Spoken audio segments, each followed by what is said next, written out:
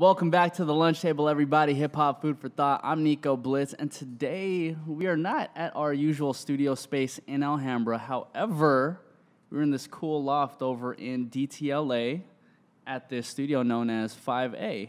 And I got a very special guest with me today. She goes by the name Demie the Destroyer.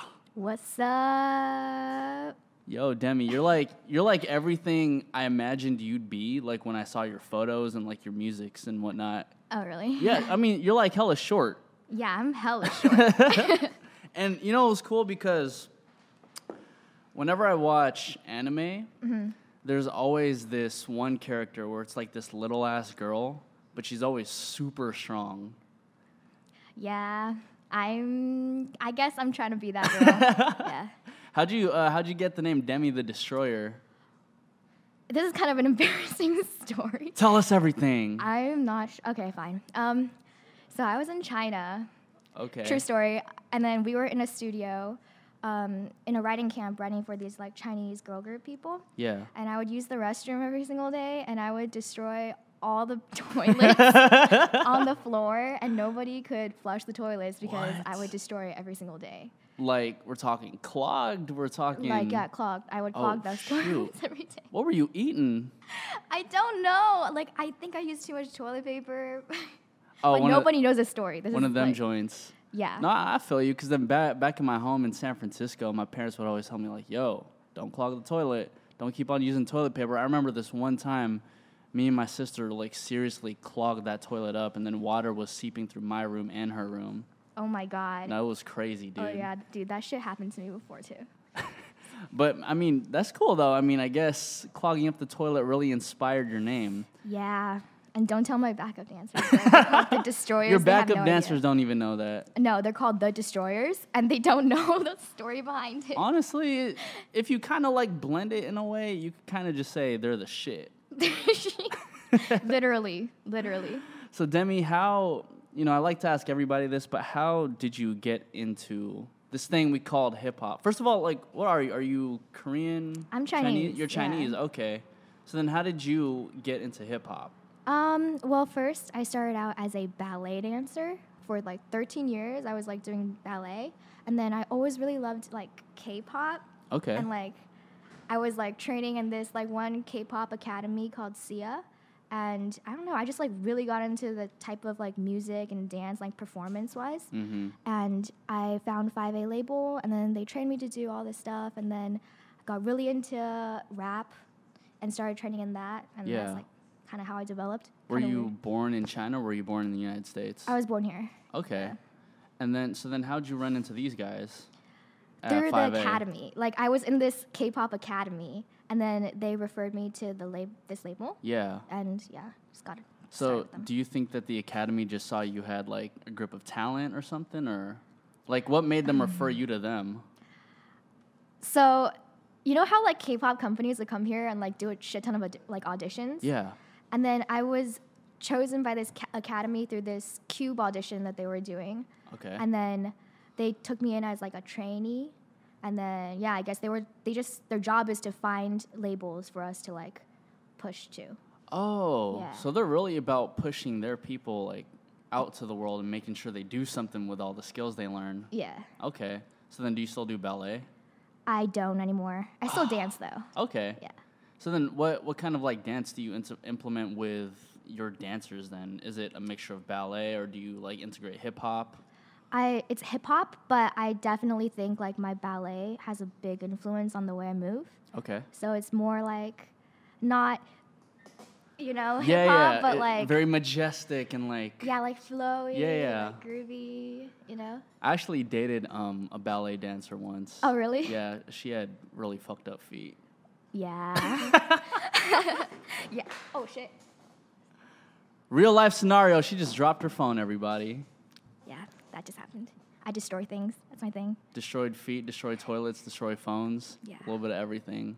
But, we're seeing this wave in which I feel like Asians aren't really too big in hip-hop yet. I mean, we have people like Keith Ape, for example, or like Rich Brian, who are like really big in the scene now. Mm-hmm. But I think right now, like 2018 is when I'm seeing a lot more Asians really diving into the industry. Yeah, for sure. So, like, what really gravitated you toward hip-hop? Because it's not really... It is the most influential genre in the world as of right now. So then how did it really influence you to want to be in it? I think it's because it's so different from my personal, like, personality that I just, like, really enjoy it. I don't know. When I listen to it, I feel like I can be somebody else. And, like, when I'm on stage, like, I'm usually very shy. But when I'm on stage, I have this, like, different persona, I guess. Okay. It's, like, fun for me to express that. So hip-hop's kind of the opposite of... I mean, I wouldn't say, like, the opposite of how you actually live, but is it kind of like that... kind of like a second figure in your head that you just, like, push out? Yeah. That's ill. Yeah, especially because, like, growing up in an Asian family, you know, like, I learned violin and, like, ballet since I was a kid. I think it was, like, kind of my way to escape that and, like, do my own shit, you know? Would you consider yourself rebellious? Yeah, for sure. For sure. So hip-hop's kind of like your lead toward that rebellion then, huh? Yeah. Not necessarily toward your parents, but... Towards life in general. Yeah. Do you feel like you're somebody who has just been, like, overlooked? Yeah, especially because small Asian girl, like, barely 5 foot tall, you know what I'm saying? It's like, where is she? Yeah. Yeah. I mean, but even, like, through hip-hop, how else have you tried to, like, overcome being overlooked by everybody? I act out a lot, I think. Like, micro rebellion towards my parents, my friends and stuff. Like, I just party a lot. Yeah. I say things or, like, I do things that people wouldn't expect me to do. Like or say. what? Like, I curse a lot. I try to control it, but it just, like, comes out. I don't know. And people don't expect me to be like that. So you word vomit a lot then? Yeah, I word vomit, like, all the time. Okay. Yeah. Are you like that? Are you like that when you're on soju? Oh, hell yeah. Hell yeah. I like cursing Korean. Really? When I'm drunk, I only speak in Korean. What's your favorite curse word Like, in Korean? Shibai. What? Shibai? What does that mean? Like, fuck. Okay. Shibai. Yeah. You know, it's interesting because I listen to a lot of, like, random music, and I was diving into, like, music where I can't necessarily understand the language, right? So when I was listening to your song Cheongdam Models, it's a dope-ass song, by the way. That shit slaps so hard. Thank you. Thank you. You know, when I was listening to it, I was like, okay, she's implementing some Korean in here. Or what language is that? Korean. It's Korean. Okay, so then you're implementing a bunch of Korean in here. I can't understand it, but it goes. Yeah, yeah. Like, you just went super hard with that. Like, why did you decide to do that on a song? Well, the song is inspired by my experience in Korea. Okay. I went to Korea for, like, a week with the studio, and I just, like, partied harder than I've ever done in my life. And I came back, and I was like, oh, my God, like, I need to write about this shit. Yeah. And, yeah, so I thought it would just be fitting for it to be in Korean. So that inspiration, like, how hard of a party were we talking about? Are we talking about, like, you weren't sleeping for a week? Like, dude, I had to write my address on my hand every day. What the because, hell? like, just in case I didn't make it home. You know You're what a I'm saying? crazy-ass little girl, dude. Yeah, that was a That's wild nuts. week. So you were, like, what, drinking all night or every day Yeah. on that soju? Yeah. So, I mean, that's cool then.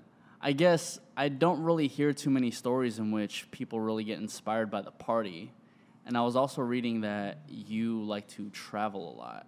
Oh, yes, I love to travel. Yeah, so where else have you been in the world? Well, this semester, like school semester, You're in school right now? Yeah, I am in school. Oh, USC. Okay, Yeah. that's what's up. Right on. Smart girl. I try. But yeah, I traveled, like, more places than I've ever been my entire life. So my entire EP is inspired by travel. It's called Airplane Mode. And Yeah. I've been to, like, Mexico, Korea, China, the UK, France, like, in one semester. So, yeah. And that's all through school. No, it was just because I was like, fuck it. I was, like, really stressed out in school, and I Yeah. just, like, buy spontaneous plane tickets. and just go. Whoa. Like, yeah. So you're a very spontaneous girl, too. You like to just go out and do things on a whim. Yeah, I'm, as people would say, reckless as fuck. So was hip-hop just one of those things where you were just like, well, fuck it, I'm just going to do it then? Yeah, like, for sure. I had no prior knowledge of, like, how to do any of this shit. Mm-hmm. Like, I was a ballet dancer, bro, you know? Yeah, yeah. I was just like, fuck it, I'm gonna do it. So, I mean, did you draw any inspiration from, like, any artists?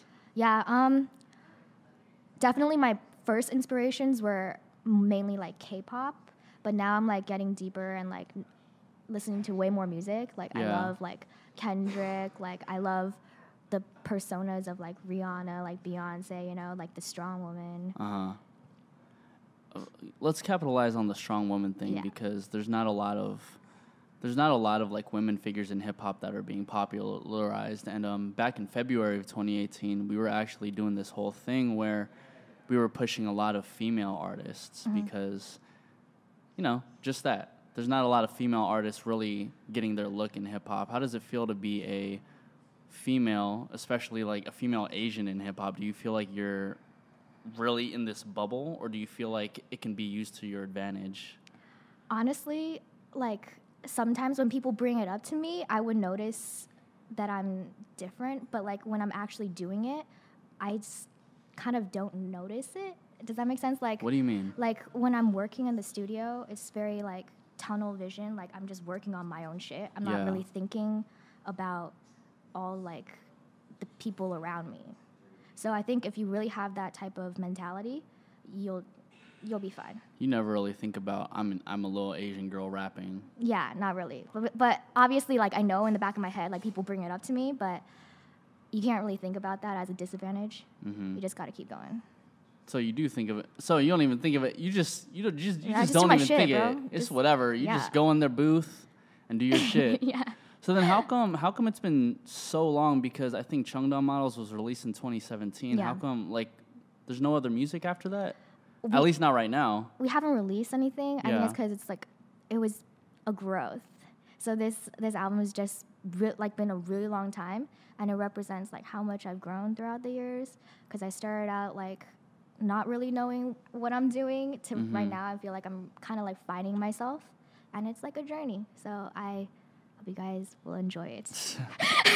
And have you just been like finding yourself through the traveling and through meeting all these different people? Yeah, definitely the people. Like, I met so many different types of people. I feel like I'm changing as a person every single day.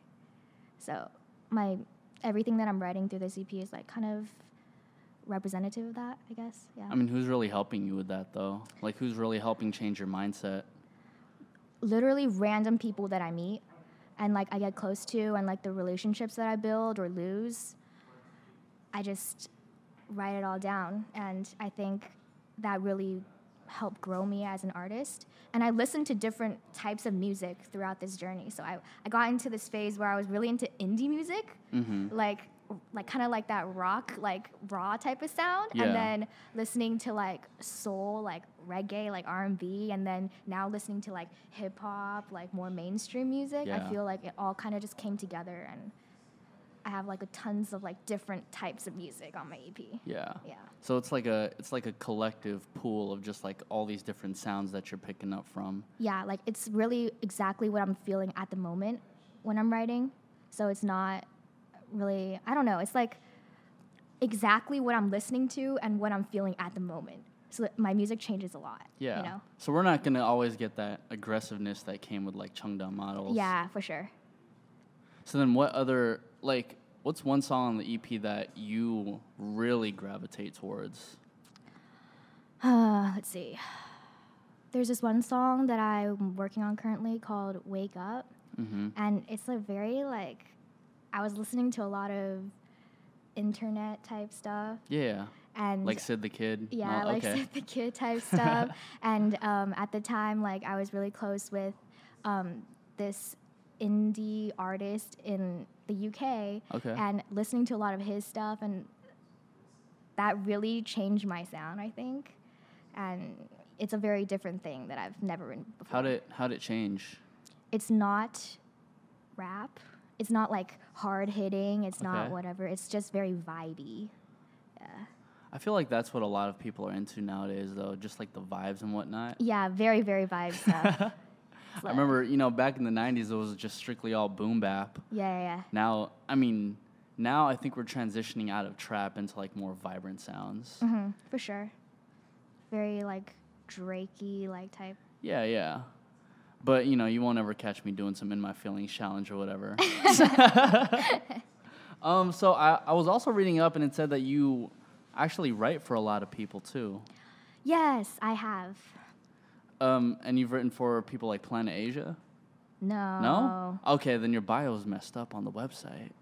Is it really? That's what I saw. So then who have you written for? I went to writing camps like in China for girl groups and stuff. Oh, okay. Yeah. So It's an interesting experience. How interesting was that then? It was my first time ever doing something like that. Okay. I was like super stressed out. Like I've never written for people at that point, and then I didn't know what I was doing. I just kind of sat in the room like, fuck, like what am I doing? Yeah. And I just like churned out more content than I've ever done in my entire life in a week, and it was a very personal growth journey, I think. What was the response that you got from your peers afterwards? They really appreciated it, I think, because in China, like, hip-hop's not really that big. Yeah. Like, it's a very new thing, a very new concept, and I think bringing, like, that American point of view perspective, they really appreciated it, and we had a really positive response, so I think it was good. Yeah, because, I mean, essentially what you're doing is you're blending in two cultures at a place that hasn't seen it before. Yeah.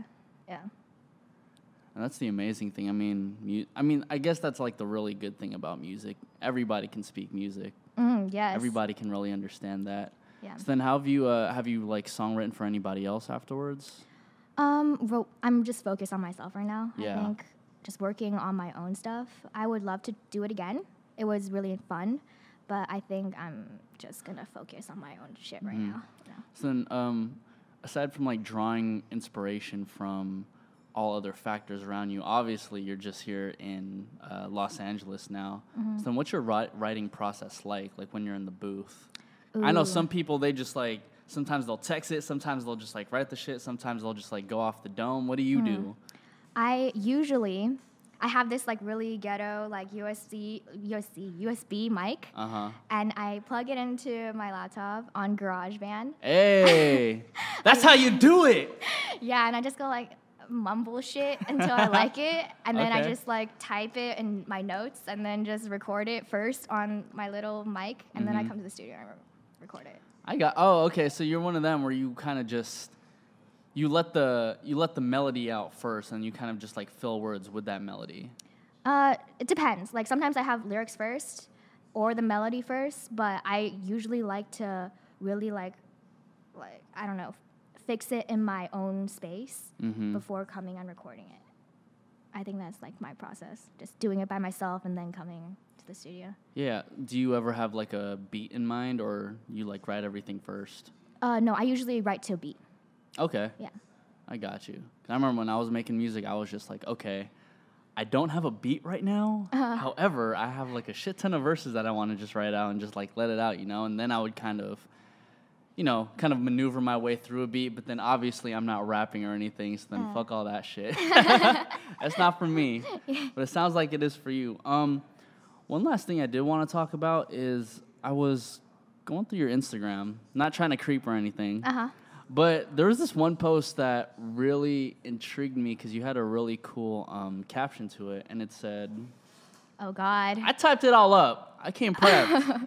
It said, it's like we're all making a mental Pinterest board of how we envision our life should be. Oh, gosh. Okay, continue. Like who we need to be by 21, 25, 30, except real life isn't Pinterest. Yes. Where'd that really come from? Honestly, I was going through some shit. I was dissed really hard by this guy that I knew. Yeah. And he was just really into himself, I guess, at that time. Like he had this image oh, I need to be this, I'm already this age, I need to be this and that. Yeah. And we just can't be together right now. And I'm like, bro, you freaking stupid, you know? Yeah. It's just, why are you trying to map out your life like this. Like, just let it grow naturally. Why are you, you know, trying to, you can't fix what's going to happen in the future. Yeah. You know, you can only focus on what's now. Now that's a really interesting way of thinking, because I think when I listen to a lot of people, they really have everything planned out. Like, I'm going to do this day, I'm going to be this person by this year and all that. And it's like, you know, it's always cool to have goals, but I mean, just like yourself, like, I've always just lived in, like, the spontaneity of things, because you never really know what's going to happen tomorrow. So all your plans could fuck up tomorrow because you didn't know what happens. Yeah. I think, well, it's good to have, like, that ambition of, I want to do good. You can only work hard at the moment, though. You can't stress about what you don't know in the future. Like, as someone once said, I read this somewhere, you have to let go of the life that you want in order to have the life that you're meant to have. Whew!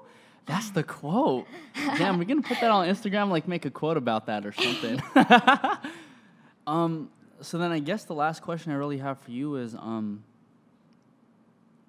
where do you plan to go, like, where do you even plan to go with all this music then? Since you're so spontaneous with life, do you even have a plan, or are you just rolling with the punches until something happens, something really dope happens? I just want to write stuff that I love and share it with the world and hope that others like it too, and that I can make a living off of doing something that I love. You know, that's like the major goal, I think. I like that. I like that a lot. You seem like a very humble person, Demie. Oh, hey, thank you. Last note, fuck that guy. Yeah, he fuck fucked that up. Guy, bro. Fuck that guy. Demie the Destroyer, everybody. This is the lunch table. Thank you for tuning in. We're also at 5A Studios. And Demie, when does your EP come out? Airplane Mode. Hopefully this year, probably the end of this year-ish. Okay. Still have a couple songs I'm working on. All right, and are we getting, like, how many tracks? Are we doing, like, a Kanye 7 or, like, a Drake 25? Like an 8. I think. 8? Okay. 8, yeah. That's a nice little way to go. Just 8, simple and clean. Yeah. Everybody, wait for that Airplane Mode EP coming out. This is Demie the Destroyer. I'm Nico Blitz. This is the lunch table, and we're probably going to drink this soju right afterwards. Hey. Hey, it's lit. Peace out. Peace out.